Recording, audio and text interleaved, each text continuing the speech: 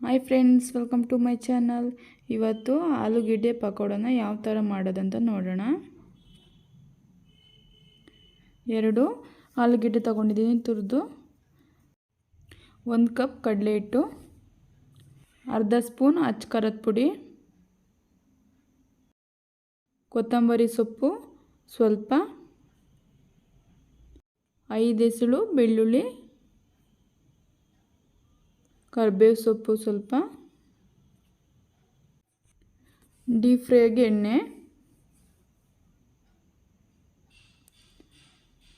ರುಚಿಗೆ ತಕ್ಕಷ್ಟು ಉಪ್ಪು, ಒಂದು ಬಟ್ಲಿಗೆ ನೀರು ಹಾಕ್ಬಿಟ್ಟು ತುರಿದಿರೋಂಥ ಆಲೂಗೆಡ್ಡೆನ ನೀರಲ್ಲಿ ತೊಳ್ಕೊಬೇಕು. ಇವಾಗ ಡ್ರೈ ಮಾಡ್ಕೋಬೇಕು.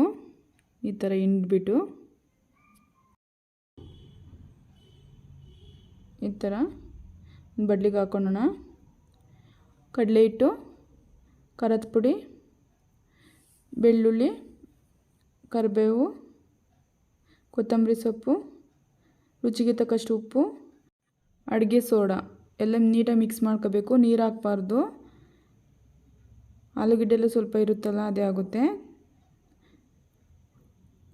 ನೋಡಿ. ಈ ಥರ ಕಲಿಸ್ಬೇಕು, ನೀರು ಹಾಕಬಾರ್ದು. 1/2 ಅವರ್ ನೆನೆಯೋಕ್ಕೆ ಬಿಡಬೇಕು. ಡೀಪ್ ಫ್ರೈಗೆ ಎಣ್ಣೆ ಕಾಯಾಗಿ ಇಟ್ಟಿದ್ದೀನಿ. ಇವಾಗ ಎಣ್ಣೆ ಕಾದಿದೆ. ಇವಾಗ ಒಂದೊಂದೇ ಆಗಿಬಿಡಬೇಕು, ಸ್ವಲ್ಪನೇ ತಗೊಂಡು.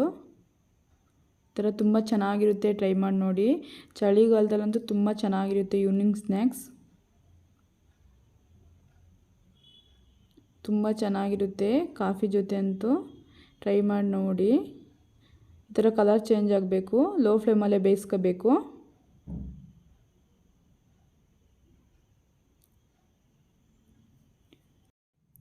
ಈ ಥರ ಕಲರ್ ಚೇಂಜ್ ಆಗಬೇಕು, 2 ಕಡೆನೂ ನೀಟಾಗಿ ಬೇಯಬೇಕು. ತುಂಬ ಕ್ರಿಸ್ಪಿ ಆಗಿರುತ್ತೆ, ಟ್ರೈ ಮಾಡಿ ನೋಡಿ. ಪ್ಲೀಸ್ ಇಷ್ಟ ಆದರೆ ಲೈಕ್ ಮಾಡಿ, ಶೇರ್ ಮಾಡಿ, ಸಬ್ಸ್ಕ್ರೈಬ್ ಮಾಡಿ. ಪ್ಲೇಟಿಗೆ ಹಾಕ್ಕೊಳ್ಳೋಣ ನೋಡಿ ಎಷ್ಟು ಚೆನ್ನಾಗಾಗಿದೆ ಅಂತ.